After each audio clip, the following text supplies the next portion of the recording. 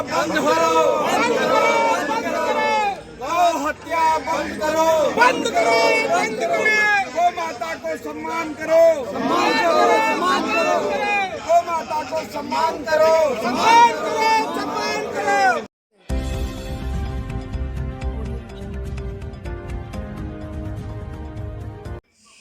नमस्कार साथियों, मैं मनोज स्वराजी स्वागत करता हूं आपका मिनी संसद के मंच पे। लगातार ये बात देखी जा रही है कि गाय रक्षा के लिए, गौ रक्षा के लिए लोग बात कर रहे हैं, कानून बनाने की बात कर रहे हैं। ये आज जंतर मंतर पे जो धरना और प्रदर्शन है, ये उस बात को याद कर रहे हैं, उस समय को याद कर रहे हैं। 1966 में 7 नवंबर के दिन, वो काला दिन जब इसी संसद मार्ग पे प्रधानमंत्री के आदेश के अनुसार गोलियां चली थी। वो प्रधानमंत्री इंदिरा गांधी थी, उनके आदेश से गोलियां चली थी और बहुत सारे गौ भक्त मारे गए थे। इंदिरा गांधी आई थी तो एक वादा करके आई थी सभी संतों के साथ कि आएंगी तो गौ रक्षा बद निषेध कानून बनाएंगी, इस तरह का कुछ नाम देके कानून बनाएंगी जिससे गौवंश की हत्या रुके पूरे भारत में। लेकिन जब उनके खिलाफ आंदोलन हुआ तो पूरी बर्बरता के साथ इंदिरा गांधी ने गोली चला के शहीद कर दिया गौ भक्तों को। बड़ा दर्दनाक वाकया था। आप लोग लगातार आते हैं यहाँ पर। जी हाँ, मैं अखिल भारतीय गौरक्षा महासंघ का राष्ट्रीय अध्यक्ष कलीम भारती हूँ।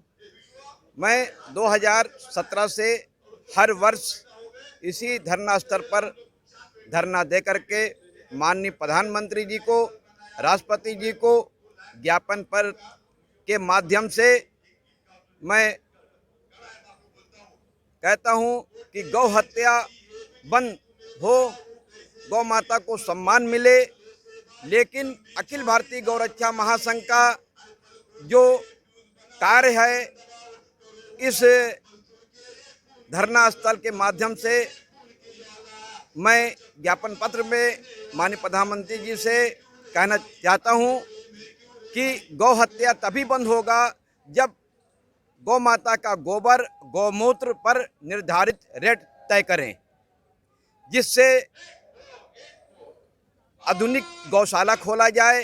गौशाला के माध्यम से गोबर से अनेक प्रकार के चीज़ बनाई जाए, ग्रामीण स्तर पर लोगों को रोज़गार मिले और बायोगैस से बायोगैस को कन्वर्ट कर करके सीएनजी में कन्वर्ट कर करके एक जो है अखंड भारत का एक निर्माण हो, जिससे कहने का मतलब ये कहना चाह रहे हैं, जो मोटी बात है कि जो गाय होती है वो ग्रामीण अर्थव्यवस्था का एक केंद्र होती है। पशुधन बोलते हैं हम। और भी है, चाहे गाय ले लो या भैंस ले लो, कोई भी जीव है तो उसके जो उत्पाद होते हैं, जानवरों के जो उत्पाद होते हैं बहुत सारे, जैसे गाय का गोबर भी इस्तेमाल में आता है, गाय का मूत्र भी काम आता है। जो गाय का मूत्र होता है उससे औषधियाँ बनती हैं, आयुर्वेदिक औषधियाँ बनती हैं।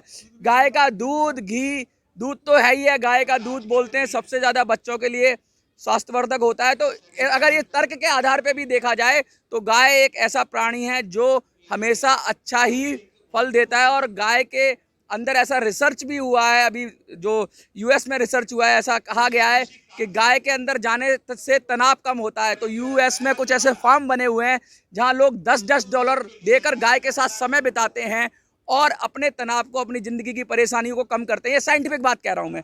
ऐसी बातें जब हो रही हैं, गाय के लिए इतना कुछ हो रहा है, तो ये तो देश गाय का देश है। गाय को पूजते हैं हम लोग, और हम हर उस चीज़ को पूजते हैं, प्रकृति पूजक हैं, जिससे हमें लाभ मिलता है, जिससे हमें फ़ायदा मिलता है। तो पूजने का मतलब ये है कि हम उसको, जिस चीज़ से हमें कुछ भी लाभ मिलता है, हम उसका शुक्रिया अदा करते हैं। सीधी सच्ची भाषा में ये समझ लो। तो ऐसा क्यों हो रहा है गाय के साथ? भारत जो है विभिन्न धर्मों का, विभिन्न धर्म के लोग यहाँ पर रहते हैं और हर धर्म के धार्मिक ग्रंथों में गौ माता का महत्व लिखा गया है। कुरान ले लीजिए, ऐसा मैंने सुना है कि कुरान में भी गाय के लिए मना किया गया है, ऐसा कुछ है? जी हाँ, कुरान में बाकायदा का जिक्र है कि गाय का दूध और घी शिफा है, गाय का मांस बीमारी है। मैं कलीम भारती हूँ। मैं मुस्लिम के बड़े बड़े मौलानाओं को चैलेंज मैं करता हूँ कि जब आपके ग्रंथों में, कुरान में, पवित्र कुरान के अंदर ये चीज़ जब दर्शाया गया है तो मुसलमान गौ हत्या, गौ मांस क्यों खाता है? ये हराम है। आप जो मुसलमानों में जो है हराम और हलाल का जिक्र है कुरान के अंदर, लेकिन उसके बावजूद भी बड़े बड़े मौलाना लोग मुसलमानों को डायरेक्ट तो कोई ऐसा मुस्लिम नहीं करता, ऐसा ना कहीं मैंने ऐसा प्रकरण देखा है कि कोई सीधा सीधा बोले। कोई करता होगा तो वो गलत तरीके से करता होगा, कुछ ऐसा तबका है। अखिल भारतीय गौरक्षा महासंघ ने बहुत मुसलमानों को पकड़ करके जेल में भिजवाया है और गौ हत्या हमने बंद मतलब किया है। अब क्या कहना चाहते हैं देश की जनता से आप? मैं देश की जनता को से मैं कहना चाहता हूँ, गौ माता एक प्राणी न समझें, गौ माता आस्था का प्रतीक है। गौ माता के सम्मान से, गौ माता के गोबर गौमूत्र से अखिल भारतीय गौरक्षा महासंघ रोजगार की बात करता है, रोजगार की बात करता है, आर्थिक सशक्तिकरण की बात करता है, गाय के सम्मान की बात करता है। श्रद्धांजलि दी है आज उन लोगों के लिए जिनकी निर्मम तरीके से गोली चलने से, गोली चार्ज में हत्या हो गई थी या जिनका एक शहीद हो गए थे, उनकी आज श्रद्धांजलि दी है।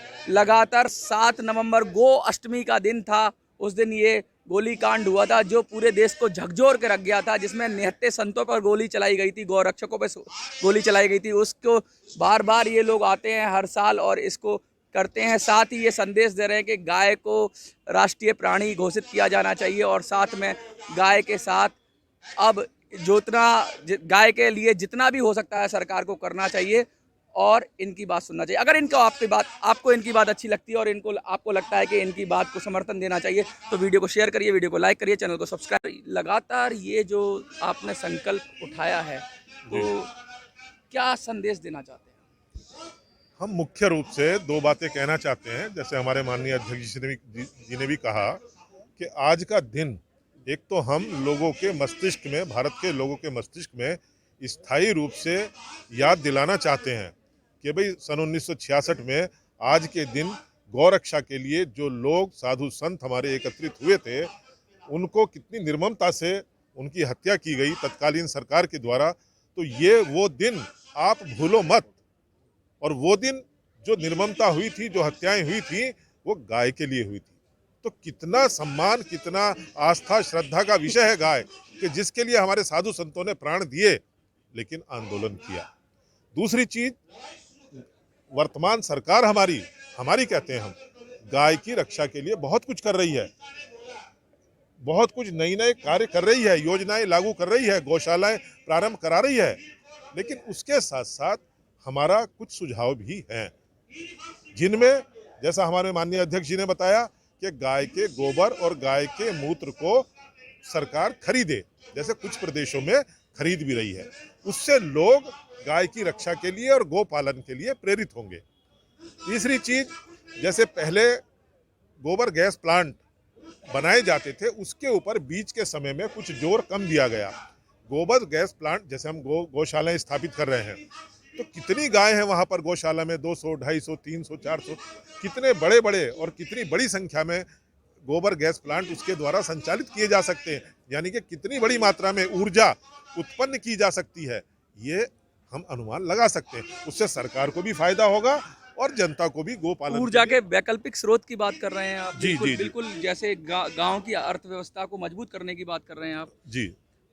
क्या संदेश देना चाहेंगे देश की जनता को? प्रधानमंत्री को तो आपने कह दिया जो आपकी मांग हाँ, उनके ज्ञापन देंगे।